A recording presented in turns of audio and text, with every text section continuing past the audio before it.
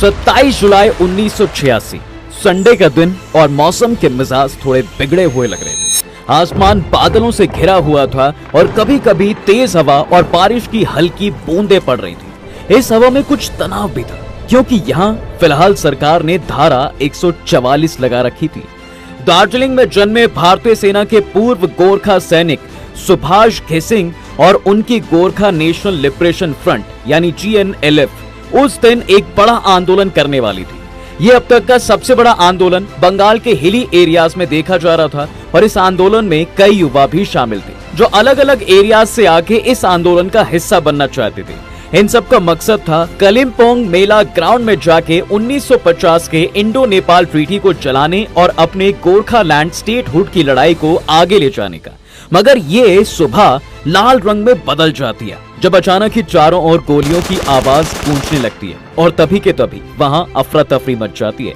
इस आंदोलन में 1200 से ज्यादा लोगों की मौत हो जाती है और इस दिन को जलियांवाला बाग से आज तक कंपेयर किया जाता है। मगर क्या है आखिर ये गोरखालैंड, क्यों है इसकी इतनी मांग, क्या है भारत सरकार का इस पर स्टैंस, चलिए जानते हैं। ये है भारत का मैप और इसके ईस्टर्न साइड में है वेस्ट बंगाल। लेकिन बंगाल अपने समुद्र के लिए ही नहीं बल्कि अपने हिली एरियाज के लिए भी फेमस है। इन्हीं एरियाज में आता है दार्जिलिंग, कलिम्पोंग और साथ में सटा हुआ सिक्किम। इस एरिया में ज्यादातर आपको इंडियन गोरखा कम्युनिटी और नेपाली स्पीकिंग इंडियंस की पॉपुलेशन सबसे ज्यादा नंबर्स में मिलेगी। मगर इंडियन होने के बाद भी इन लोगों को अक्सर रेसिज्म और इंफीरियर समझा जाता है, जिसकी वजह से यहाँ पिछले 116 सालों से एक मांग उठाई जा रही है और वो है गोरखालैंड की मांग। गोरखालैंड की मांग भारत की आजादी से पहले ही उठाई जा रही है। 1907 में एक बुद्धिजीवी क्लब दार्जिलिंग हिलमेन्स एसोसिएशन द्वारा इसकी शुरुआत की गई थी और इस क्लब की मांग थी कि दार्जिलिंग और जलपाईगुड़ी डिस्ट्रिक्ट को मिलाकर एक अलग एडमिनिस्ट्रेटिव यूनिट बनाया जाए, जिसकी गुहार मिंटो मोर्ली रिफॉर्म्स कमेटी से की गई। इसको लीड कर रहे थे सोनम ब्लंडेला और उनका ये कहना था कि दार्जिलिंग लिंग्विस्टिकली और कल्चरली बंगाल प्रोविंस से काफी अलग है, इसी वजह से उनको अपना एक स्टेट हुड चाहिए। इसके बाद भी कई दफा हिलमेन्स एसोसिएशन की अलग अलग कमेटी के साथ कई सालों तक इस मुद्दे पे मीटिंग होती है मगर उसका कुछ रिजल्ट नहीं दिख पाता। मगर इसकी शुरुआत से इसका नाम गोरखालैंड नहीं था। 6 अप्रैल 1947 को कम्युनिस्ट पार्टी द्वारा कॉन्स्टिट्यूएंट असेंबली में एक मेमोरेंडम सबमिट किया जाता है और इसी मेमोरेंडम में इसको गोरखास्तान के नाम से बुलाया जाता है। इस गोरखास्तान में दार्जिलिंग, कलिम्पोंग और सिक्किम को रखने की मांग की जाती है। ये गोरखास्तान यहाँ रह रहे लोगों को इसलिए चाहिए था क्योंकि वो यहाँ पर आइडेंटिटी क्राइसिस से जूझ रहे थे। इनका मानना था कि भारत के होके भी इन्हें नेपाली समझा जाता है और जो इनकी आइडेंटिटी है उसकी वजह से इनको सरकारी दफ्तरों और सरकारी कामकाजों में अक्सर अनदेखा किया जाता है और इसकी जगह बंगालीज को ज्यादा प्रेफरेंस दी जाती है। पर इसका तब भी कोई समाधान नहीं निकलता। इसके बाद कई दफा यह सिलसिला ऐसे ही चलता है और अलग अलग गोरखा कमेटीज सरकार से इसकी मांग करती हैं। जैसे कि 1952 में ऑल इंडिया गोरखा लीग ने बंगाल राज्य से अलग होने की मांग करते हुए तत्कालीन प्रधानमंत्री जवाहरलाल नेहरू को एक मेमोरेंडम सौंपा था। फिर 1955 में प्रेसिडेंट ऑफ डिस्ट्रिक्ट शमिक सांग दौलत दास बोखिम ने दार्जिलिंग, जलपाईगुड़ी एंड कूच बिहार डिस्ट्रिक्ट को अलग राज्य बनाने की मांग करते हुए स्टेट रीऑर्गेनाइजेशन कमेटी को एक मेमोरेंडम सबमिट किया था। 1977 से 81 के बीच बंगाल सरकार ने दार्जिलिंग और आसपास के एरियाज को मिलाकर यूनानिमस रिजोल्यूशन पास किया जिसमें creation of N autonomous district council बनाया गया। इस मामले पर विचार के लिए इस बिल को सेंट्रल गवर्नमेंट के पास भेजा गया। मंत्री इंदिरा गांधी को प्रांत परिषद से एक मेमोरेंडम मिला जिसमें एक अलग राज्य की मांग की गई थी। पर इसी बीच साल 1980 में इस मूवमेंट ने सबसे ज्यादा तूल पकड़ना स्टार्ट कर दिया और इसका नाम गोरखास्तान से गोरखालैंड कर दिया गया। ये बड़ी मूवमेंट एक न्यू पॉलिटिकल पार्टी द्वारा शुरू की जाती है जिन्होंने दार्जिलिंग में इसकी स्थापना अभी की थी और किसी को ये नहीं पता था कि इसके आने से पूरे दार्जिलिंग का नक्शा ही बदल जाएगा। सुभाष घिसिंग इस पार्टी को लीड कर रहे थे और इसका नाम रखा गया गोरखा नेशनल लिबरेशन फ्रंट। इनकी ही पार्टी ने गोरखालैंड की मांग को वहां रह रहे मासेस तक फिर से पहुंचाना चालू कर दिया और इस मूवमेंट में एक बार फिर से कई सालों बाद एक ऊर्जा देखने को मिली। देखते देखते कुछ ही सालों में दार्जिलिंग और आसपास के हर एरिया में भीड़ इस मूवमेंट में काफी नंबर्स में जुड़ने लग गई। इस पार्टी को सबसे ज्यादा साथ वहां के युवाओं से मिला जिसमें लड़के लड़कियां सब बढ़ चढ़कर हिस्सा ले रहे थे। इसके बाद 1986 में जीएनएलएफ एक एजिटेशन स्टार्ट करती है जिसकी शुरुआत शांतिपूर्वक ढंग से होती है, मगर अचानक ही ये एक वायलेंट रूप ले लेती है जिसकी वजह से पूरा एरिया खून खराबों से भर जाता है। इसी बीच फोर्सेस और लोगों के बीच झड़प देखने को मिलती है जिसमें काफी सारे लोगों की मौत हो जाती है। इसके बाद दार्जिलिंग हिल्स में कई दिनों के लिए कर्फ्यू लगा दिया जाता है, मगर इस वायलेंट एजिटेशन के बाद भी गोरखालैंड तो नहीं मिल पाया। पर 1988 में जीएनएलएफ वेस्ट बंगाल गवर्नमेंट और सेंट्रल गवर्नमेंट के साथ मिलकर एक semi autonomous body Darjeeling Gorkha हिल काउंसिल के एग्रीमेंट पे साइन किए जाते हैं। इस काउंसिल को गोरखालैंड का एक ऑल्टरनेटिव के रूप में बनाया जाता है जिससे कि दार्जिलिंग की एडमिनिस्ट्रेटिव को ढंग से चलाया जा सके। इस बॉडी के चेयरमैन सुभाष घिसिंग बनाए जाते हैं और उनकी पार्टी जीएनएलएफ सेपरेट स्टेट की डिमांड को ड्रॉप कर देती है। 1988 से लेके 2008 तक सुभाष घिसिंग इसके चेयरमैन बने रहते हैं। इस काउंसिल के आने के बाद से लोगों को लगने लगा था कि अब उनके एरिया में सुधार आ पाएंगे और उनके लिए ज्यादा अपॉर्चुनिटी जनरेट हो पाएंगी, लेकिन उनको ये नहीं पता था कि इस ऑटोनॉमस बॉडी को किस तरह से लेजिस्लेटिव पावर नहीं दिए गए। अगर सीधे शब्दों में कहें तो इस काउंसिल के पास खुद से कोई डिसीजन लेने की पावर नहीं थी। देखते ही देखते 2004 आ जाता है और इस साल डीजीएचसी काउंसिल के इलेक्शंस होने को थे, मगर ये अचानक ही स्थगित कर दिए जाते हैं। बाद में पता चलता है कि सरकार ने चुनाव ना करने का फैसला किया है और new 6th schedule tribal council स्थापना होने तक सुभाष घिसिंग को इसका सोल केयरटेकर बना दिया गया। इसके बाद 2005 में जीएनएलएफ वेस्ट बंगाल की स्टेट गवर्नमेंट और सेंट्रल गवर्नमेंट एक मेमोरेंडम पे साइन करती है जिसके तहत दार्जिलिंग को 6th शेड्यूल में इंक्लूड करने की बात शुरू हुई।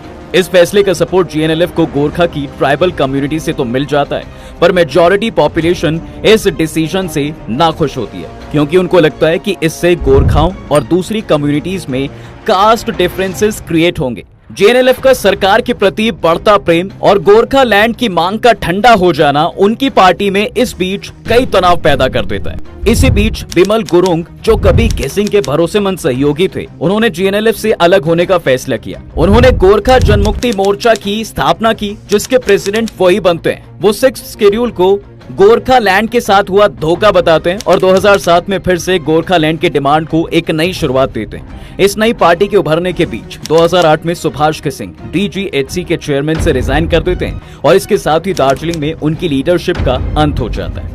लोगों में बढ़ रहे आक्रोश की वजह से सुभाष घिसिंग पहाड़ छोड़कर जलपाईगुड़ी में बस जाते हैं और गोरखा जनमुक्ति एक्टिविस्ट द्वारा उनके हिल्स पे आने में रोक लगा दी जाती है। 2010 आते आते गोरखालैंड की मूवमेंट फिर एक बार शुरू होती है, मगर इस बार गोरखा जनमुक्ति पार्टी वायलेंटली इस मूवमेंट को पूरे एरियाज में फैलाना चाहती थी। 10 मई 2010 को अखिल भारतीय गोरखा लीग के लीडर मदन तमंग की दिन दहाड़े हत्या कर दी जाती है और गोरखालैंड की मांग एक नया मोड़ ले लेती है। इनकी मौत गोरखा जनमुक्ति के लोगों द्वारा की जाती है, जिसके कारण दार्जिलिंग, क्लिम्पोंग और करसियांग में बंद का ऐलान कर दिया जाता है। इस वायलेंस से दार्जिलिंग की जनता कहीं न कहीं परेशान होती दिखाई देती है और कई लोगों में गोरखा जनमुक्ति पार्टी के खिलाफ विरोध शुरू हो जाता है। मदन तमंग के फ्यूनरल के दिन काफी संख्या में भीड़ एकजुट हो जाती है और ये funeral anti Gorkha Janmukti rally में कन्वर्ट हो जाता है और बिमल गुरुंग के खिलाफ नारे लगाए जाते हैं। ऐसा पहली बार दार्जिलिंग में देखा जाता है कि लोग गोरखा जनमुक्ति के खिलाफ नारे लगा रहे थे। 23 मई 2010 को इस पार्टी के कई बड़े नेता दार्जिलिंग छोड़कर कलिम्पोंग चले जाते हैं और इसके साथ ही कई नेता इस पार्टी से रिजाइन देने लगते हैं, मगर बिमल गुरुंग फिर से दार्जिलिंग आते हैं और लोगों को भरोसा दिलाते हैं कि उनकी पार्टी द्वारा ये हत्या नहीं की गई थी। इसके बाद शुरू होता है इस कहानी में नया मोड़, जब 2011 में वेस्ट बंगाल के इलेक्शन में ममता बनर्जी की जीत होती है। इसी दौरान एक मेमोरेंडम और एग्रीमेंट को साइन किया जाता है जिसके तहत गोरखालैंड टेरिटोरियल एडमिनिस्ट्रेशन की शुरुआत की जाती है, जो कि एक सेमी ऑटोनॉमस बॉडी के रूप में बनाई जाती है। 2012 में इनके चुनाव होते हैं और इसके चेयरमैन गोरखा जनमुक्ति के प्रेसिडेंट बिमल गुरुंग बनाए जाते हैं, मगर जिस बिमल गुरुंग ने घिसिंग की दार्जिलिंग गोरखा हिल काउंसिल को छोड़कर एक नया रिवॉल्यूशन लाने की बात कही थी, आज वो खुद एक गवर्नमेंट द्वारा बनाई गई काउंसिल का हेड बनने जा रहे थे।